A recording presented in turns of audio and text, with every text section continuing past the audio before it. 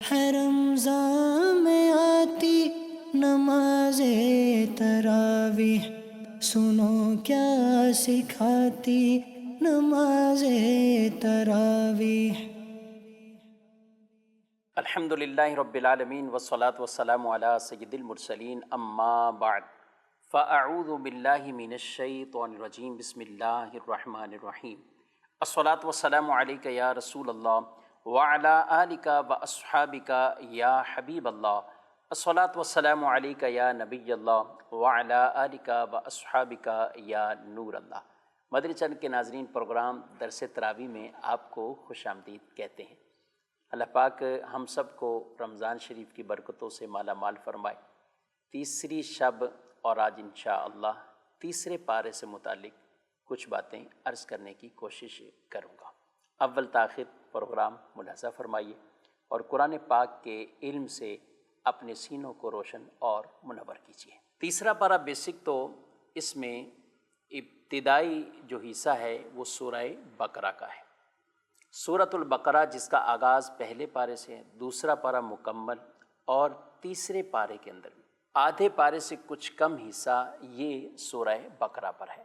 بڑی فضیلتوں والی صورت ہے، اور اس سورۃ بقرہ کے بالخصوص جو تیسرے پارے کے اندر حصہ آ رہا ہے اس میں آیت الکرسی بھی ہے۔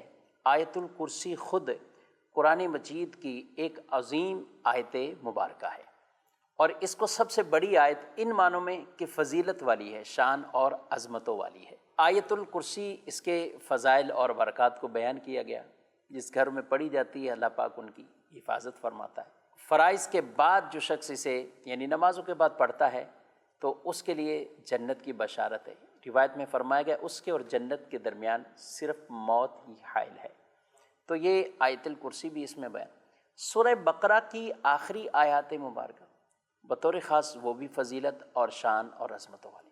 اس پارے کے جو مضامین ہیں تو ابتدا میں ہی انبیاء کرام علیہم السلام ان کے فضائل کے حوالے سے، اور ایک بڑا پیارا ہی عقیدہ جسے ہم کہتے ہیں کہ ہمارے پیارے نبی صلی اللہ علیہ وآلہ وسلم تمام انبیاء کرام علیہم السلام سے افضل ہیں، اعلیٰ ہیں، اس کا ثبوت بھی اس پارے کی ابتدا سے آیت مبارکہ تلک الرسل فضلنا بعضهم علی بعض، اس کے تحت انشاءاللہ کچھ گفتگو کریں گے کہ اللہ نے اپنے رسولوں کو بعض پر فضیلت عطا فرمائی ہے۔ اسی تیسرے پارے کے اندر ہی حضرت ابراہیم علیہ السلام نے جو نمرود کے ساتھ ایک طرح کا وہ مناظرہ کیا تھا، وہ واقعہ، عظیم واقعہ بھی اللہ پاک نے اسی تیسرے پارے میں بیان فرمایا۔ ابراہیم علیہ السلام نے جو اللہ کی بارگاہ میں ایک سوال کیا تھا کہ مرنے کے بعد مردوں کو کیسی وہ حیات ملے گی، ان کو کیسے زندہ کیا جائے گا، تو اس سوال کا جواب بھی عملی طریقے کے مطابق ان کو کہا گیا کہ پرندے لو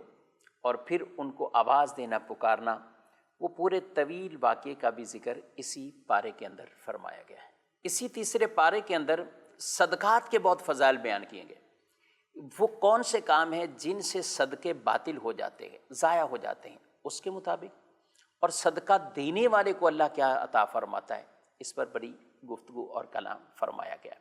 اسی پارے کے اندر سود کی حرمت اور اس کی حرمت کی وجہ کیا ہے، اور سود میں پڑنے والے گویا کہ اللہ سے اعلان جنگ کرنے والے، تو ان کا بھی تذکرہ اسی پارے کے اندر بیان فرمایا گیا۔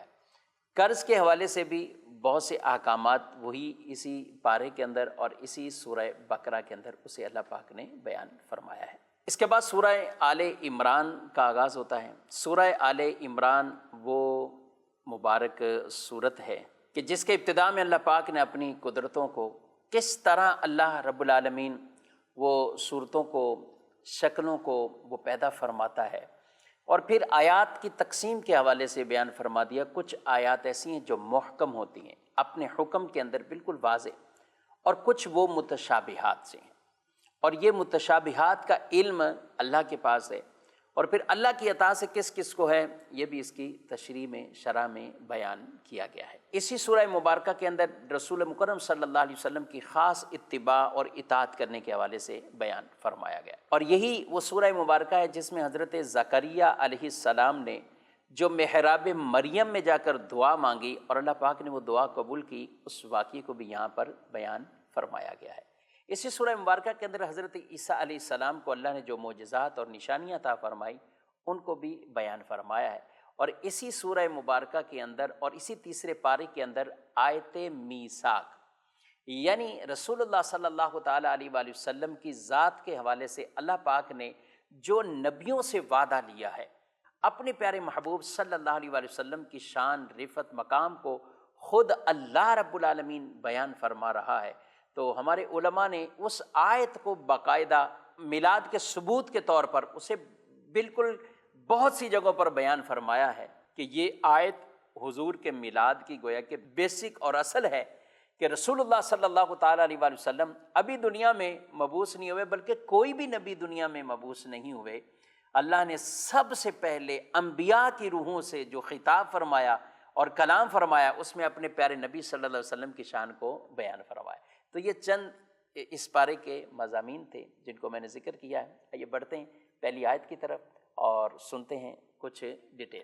اس پارے کا آغاز اور ابتدا ہی ہے بسم اللہ الرحمن الرحیم، تلک الرسل فضلنا بعضهم علی بعض منہم من کلم اللہ ورفع بعضهم درجات۔ فرمایا یہ رسول ہیں، ہم نے ان میں ایک کو دوسرے پر فضیلت عطا فرمائی۔ ان میں کسی سے اللہ نے کلام فرمایا اور کوئی وہ ہے جسے سب پر درجوں بلندی عطا فرمائی۔ محترم ناظرین کرام، ایک آیت مبارکہ اور بھی ہے جس میں ارشاد فرمایا گیا لا نفرق بین احد من رسولی، رسولوں کے درمیان کوئی فرق نہیں، کوئی فرق نہیں۔ بعض اوقات کچھ اس آیت کو اس انداز سے پیش کیا جاتا ہے کہ یہ جو آپ رسول اللہ صلی اللہ علیہ وسلم کی شان بیان کرتے ہیں اور کہتے ہیں نبیوں سے وہ افضل ہیں، اعلیٰ ہیں، جبکہ قرآن کی یہ آیت ہے لا نفرق بین احد من رسولی، رسولوں کے درمیان فرق نہیں ہے۔ جب فرق نہیں ہے تو پھر یہ کیسے کہا جا سکتا ہے کہ ان سے یہ افضل اور ان سے یہ افضل اور سارے نبیوں سے ہمارے نبی صلی اللہ علیہ وسلم افضل؟ یہ کیسے کہا جا سکتا ہے؟ تو یہ ایک شبہ اور وسوسہ لوگوں کے ذہنوں میں پیدا کیا جاتا ہے۔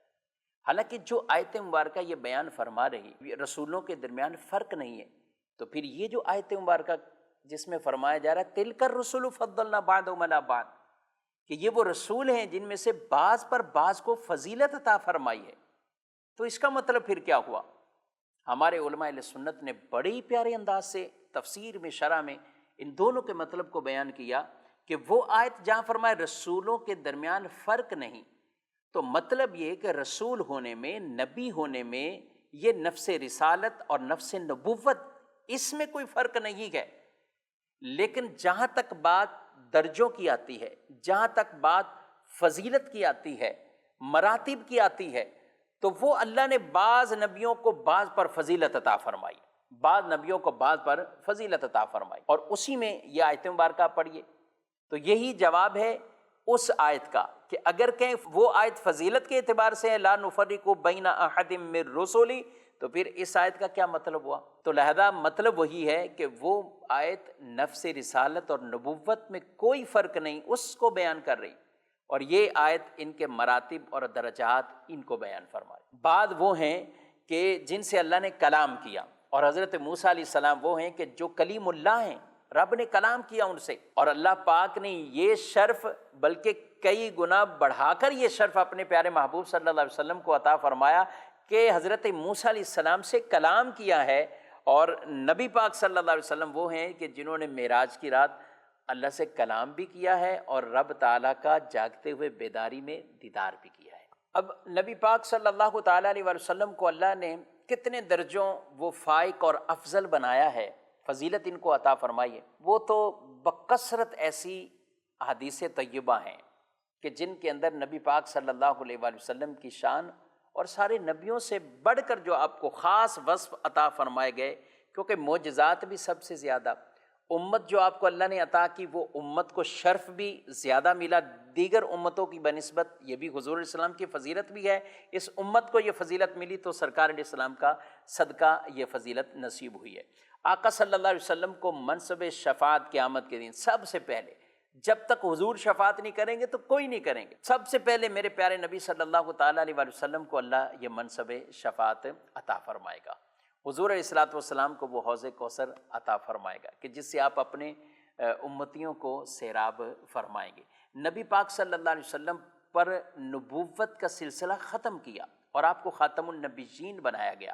آپ صلی اللہ علیہ وسلم کی ذات اقدس وہ ہے کہ آپ کو رحمت للعالمین بنایا گیا، وما ارسلناک الا رحمتا للعالمین، آپ کو تمام جہانوں کے لیے رحمت بنایا گیا۔ وہ دیگر انبیاء کرام ایک خاص قبیلے، علاقے، شہر، ملک، اس طرف ان کو مبعوث کیا گیا، لیکن پیارے نبی صلی اللہ علیہ وآلہ وسلم کو کسی خاص جگہ کے لیے نہیں بلکہ رحمت للعالمین، سارے جہانوں کے لیے آپ کو رحمت بنا کر بھیجا گیا ہے۔ اس پر اگر گفتگو کرتے جائیں تو کرتے جائیں گے، بات بڑھتی ہی جائے گی، اور حضور علیہ السلام کی شان وہ ہے کہ میں کہتا ہوں کہ کتابیں جو ہیں وہ بھرتے جائیں تو وہ بھرتی جائیں گی۔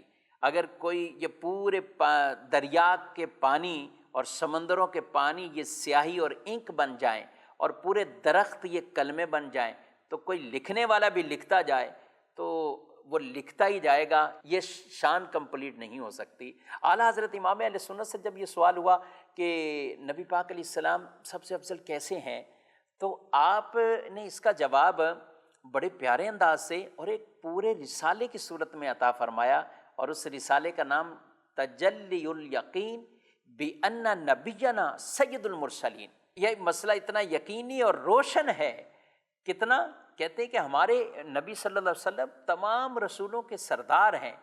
اس میں آپ نے کئی آیات مبارکہ اور 100 حدیثیں اس پر جمع فرمائیں کہ رسول اللہ صلی اللہ علیہ وسلم سب سے افضل ہیں اور سب سے اعلیٰ ہیں۔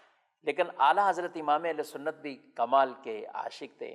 آپ نے عقیدہ تو لوگوں کے دلوں میں بٹھانا تھا اور بچے بچے کو یاد کروانا تھا، تو وہاں تو دلائل بھی لکھ دیے، لیکن ایک نعتیہ کلام کی طرف آئیں تو آپ نے یہ اشعار جب لکھ دیے، سب سے اولا و اعلیٰ ہمارا نبی، سب سے بالا و اعلیٰ ہمارا نبی، خلق سے اولیاء، اولیاء سے رسول اور رسولوں سے اعلیٰ ہمارا نبی، ملک کونین میں انبیاء تاجدار، تاجداروں کا آقا ہمارا نبی۔ تو پیارے نبی صلی اللہ علیہ وسلم کے بارے میں ہمارا عقیدہ اور اس پر امت کا اجماع ہے کہ حضور علیہ السلام سارے نبیوں سے افضل ہیں، اعلیٰ ہیں اور سب پر فائق ہیں۔ اللہ پاک نے آپ کو یہ درجے میں فضیلت عطا فرمائی ہے۔ آیت الکرسی جو کہ اسی پارے کا حصہ ہے اور وہ عظیم آیت مبارکہ ہے، جو شخص یہ پڑھتا ہے اللہ پاک اس کی حفاظت فرماتا ہے، شیطان اس سے دور ہو جاتا ہے۔ جس گھر میں پڑھی جائے، جس دکان میں پڑھی جائے، اس کی برکت اور رحمت یہ ہے کہ اللہ پاک شیطان سے بھی اس گھر کو اور دکان کو محفوظ فرماتا ہے اور اس کی حفاظت فرماتا ہے۔ تو آیت الکرسی خود بھی یاد ہونی چاہیے اور اپنے بچوں کو بھی اس کی تعلیم اور تربیتیں۔ یہاں پر آیت الکرسی میں ایک بڑا ہی پیارا عقیدہ، من ذا الذی یشفع عندہ الا باذنہ، کون ہے وہ جو شفاعت کرے اللہ کے نزدیک مگر اس کی اجازت سے۔ بسا اوقات کچھ ایسے شیطانی خیالات لوگوں کے ذہنوں میں پیدا کر دیے جاتے ہیں اور وہ آیات مبارکہ تو پڑھ لی جاتی ہیں جن میں شفاعت کا انکار یا ممانعت ہے، لیکن وہ آیتیں نہیں پڑھی جاتی کہ جن کے اندر شفاعت کا ثبوت ہے۔ اب میں ایک خلاصتاً ہی صرف اتنی سی بات کہوں گا کہ آپ کے سامنے کوئی بھی ایسی آیت پڑھی جائے جس میں یہ ہو کہ قیامت کے دن کوئی شفاعت کام نہیں آئے گی، قیامت کے دن کوئی شفیع نہیں ہوگا، تو اس سے مراد کیا ہے؟ اس سے مراد یہ ہے کہ یا تو یہ کہ یہ بات یہاں پر کفار کے لیے ہو رہی ہے، غیر مسلموں کفار کے لیے کوئی شفیع نہیں ہوگا، کوئی شفاعت قبول نہیں کی جائے گی، اور یہ بھی اس سے مراد کہ اللہ کی اجازت کے بغیر وہ کسی کے لیے کوئی شفاعت نہیں ہے۔ جہاں شفاعت ہوگی رب کے اذن سے ہوگی، رب کی اجازت سے ہوگی۔ تو یا آیات وہ جن میں شفاعت کا انکار ہے اس سے مراد کافروں کے لیے نہیں ہے، اور جہاں اس کو اوورآل لیں تو پھر مراد یہ ہے کہ اللہ کے اذن اور اجازت سے شفاعت ہوگی، بغیر اذن اور اجازت کے شفاعت نہیں ہوگی۔ یہ بتائیے کہ وہ اذن کا ثبوت کہاں سے ہے کہ شفاعت بالاذن یہ ٹھیک ہے؟ تو یہ آیت الکرسی پڑھیے، اسی میں یہ کلمات ہیں، من ذا الذی یشفع عندہ الا باذنہ، کون شفاعت کرے گا اللہ کے حضور مگر اس کی اجازت سے، مگر اس کی اجازت سے۔ تو شفاعت بالاذن یعنی اللہ کی جن کو اجازت ہوگی وہ شفاعت کریں گے۔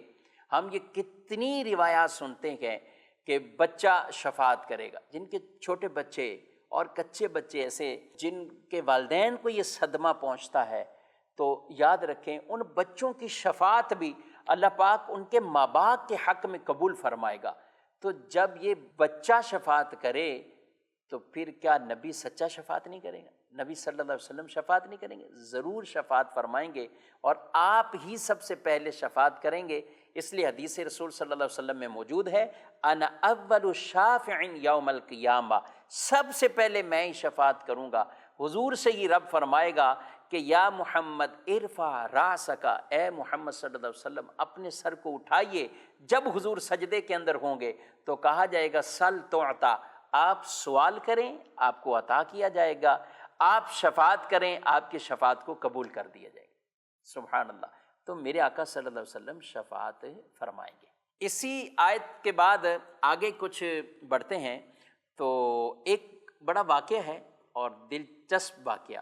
ابراہیم علیہ السلام نے آپ کو طرح طرح سے ستایا گیا، یہاں تک کہ آگ میں بھی آپ کو ڈالا گیا، لیکن آپ کا یہ توکل، اللہ پر بھروسہ کہ آپ اللہ کے لیے اور توحید کے اعلان کے لیے آپ آگ کے اندر آپ نے جانا گویا کہ قبول کر لیا، اور وہی آگ اللہ نے آپ کے لیے پھولوں کا باغ بنا دیا، آپ بڑی راحت کے ساتھ اس میں رہے۔ بعض مفسرین نے لکھا کہ آگ سے باہر آنے کے بعد، اور بعد نے کہا کہ اس سے پہلے ہی نمرود کو آپ چونکہ دعوت دیتے تھے کہ اللہ کی عبادت کرو، وہ خالق ہے، وہ مالک ہے، تو یہ نمرود حضرت ابراہیم علیہ السلام سے وہ جھگڑا کرنے لگا اور کہتا ہے کہ تمہارا رب کون ہے، کیا اس کی طاقت ہے، پاور ہے۔ تو حضرت ابراہیم علیہ السلام نے جو کہا قرآن نے اسے بھی بیان کیا، آئیے وہ آیتیں بھی سنتے ہیں، ساتھ یہ واقعہ بھی انشاءاللہ بیان کروں گا۔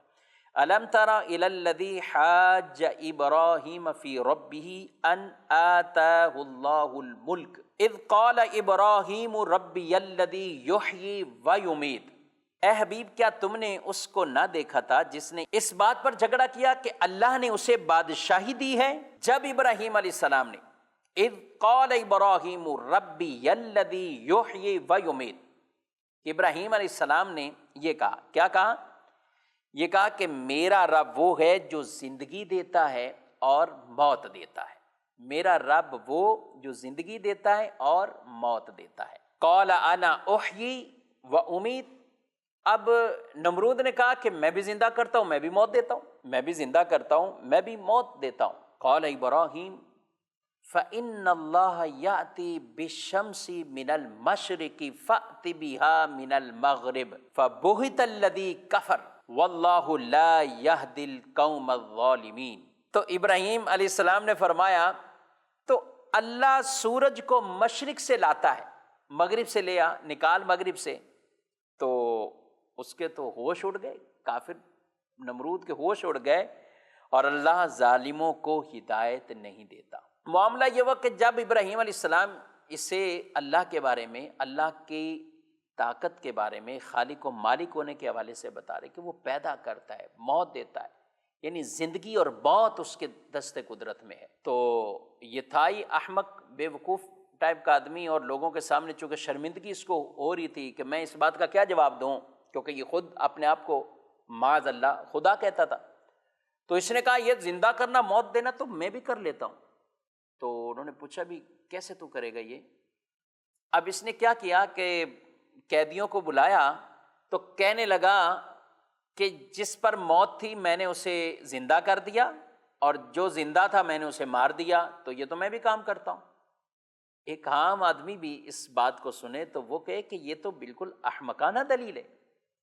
ابراہیم علیہ السلام اس زندگی اور موت کی بات کر رہے ہیں، قتل کر دینا یہ موت دینا ہے، جو قتل ہو جائے اسے زندہ کرنا اس کی بات کر رہے ہیں۔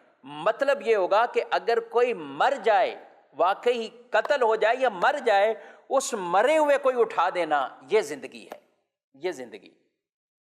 تو حضرت ابراہیم علیہ السلام نے اپنی دلیل تھوڑی اور فرمایا یہ تو بڑا ایک کام ہے، یہ تو سوچ بھی نہیں سکتا کہ زندگی تو موت والے کو دوبارہ زندگی کیسے دے گا۔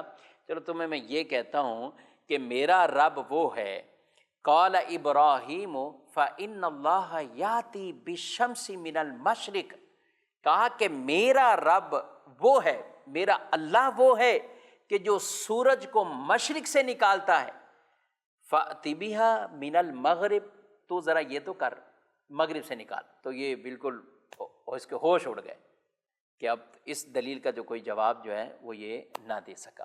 تو یہ ایک مناظرے کا بھی تذکرہ یہاں پر موجود ہے۔ اسی پارے کے اندر یہ بھی فرمایا گیا یا ایھا الذین آمنوا لا تبطلوا صدقاتکم بالمن والاذی، اے ایمان والو اپنے صدقے باطل نہ کرو احسان جتلا کر اور اذیت پہنچا کر، اپنے صدقے وہ باطل نہ کرو، ضائع نہ کرو۔ یعنی آدمی جہاں خرچ کرے تو وہاں پھر احسان بھی نہ جتلائے، اذیت بھی نہ دے۔ بعض اوقات انسان خرچ تو کرتا ہے مگر طرح طرح کے تانے دے کر، احسان جتلا کر وہ سامنے والوں کو تکلیف دیتا ہے، اور اس اذیت اور احسان جتلانے کو اللہ سخت ناپسند فرماتا ہے۔ وہ ہمارے صدقے بھی باطل ہو جاتے ہیں، ضائع ہو جاتے ہیں، اور تکلیف پہنچانے کا الٹا گناہ بھی گویا کہ نامعمال میں آ جاتا ہے۔ اس لیے جہاں پر اللہ کی راہ میں، اللہ کی محبت میں، کیونکہ جو خرچ کرنا ہے وہ اللہ کی محبت میں خرچ کرنا ہے۔ وَيُطْعِمُونَ الطَّعَامَ عَلَىٰ حُبِّهِ مِسْكِينًا وَيَتِيمًا وَأَسِيرًا، وہ خرچ کرتے ہیں، کھلاتے ہیں۔ کیسے کھلاتے ہیں؟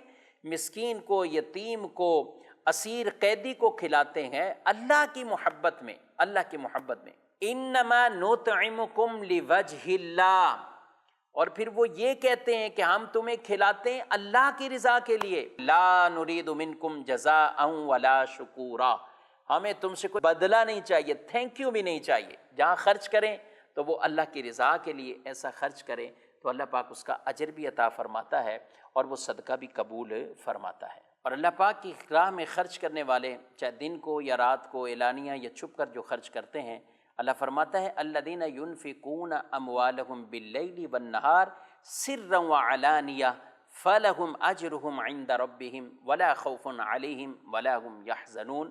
فرمایا اور وہ جو اپنے مال خیرات کرتے ہیں رات میں اور دن میں، چھپے اور ظاہر، یعنی اعلانیہ کرتے ہیں یا چھپ کر کرتے ہیں، فلہم اجرہم عند ربہم، ان کا اجر، ان کا ثواب وہ ان کے رب کے پاس ہے، ولا خوف علیہم ولا ہم یحزنون، ان پر نہ کوئی خوف ہوگا اور نہ وہ غمگین ہوں گے۔ اللہ پاک ہم سب کو بھی خوش دلی کے ساتھ، اخلاص کے ساتھ اپنی راہ میں اللہ خرچ کرنے کی بھی توفیق عطا فرمائے۔ ناظرین، تیسری شب ہے اور تیسرے پارے کا کچھ ہی آیات کا خلاصہ پیش کیا ہے۔ انشاءاللہ زندگی رہی تو کل چوتھے پارے کا خلاصہ عرض کرنے کی سعی کریں گے۔ اللہ پاک قرآن کے علم سے ہمارے سینوں کو روشن فرمائے، منور فرمائے، قرآن سے محبت عطا فرمائے، اور قرآن کی تلاوت اور قرآن کا فہم ہم سب کو نصیب فرمائے۔ آمین بجاہ النبی الامین صلی اللہ علیہ وآلہ وسلم۔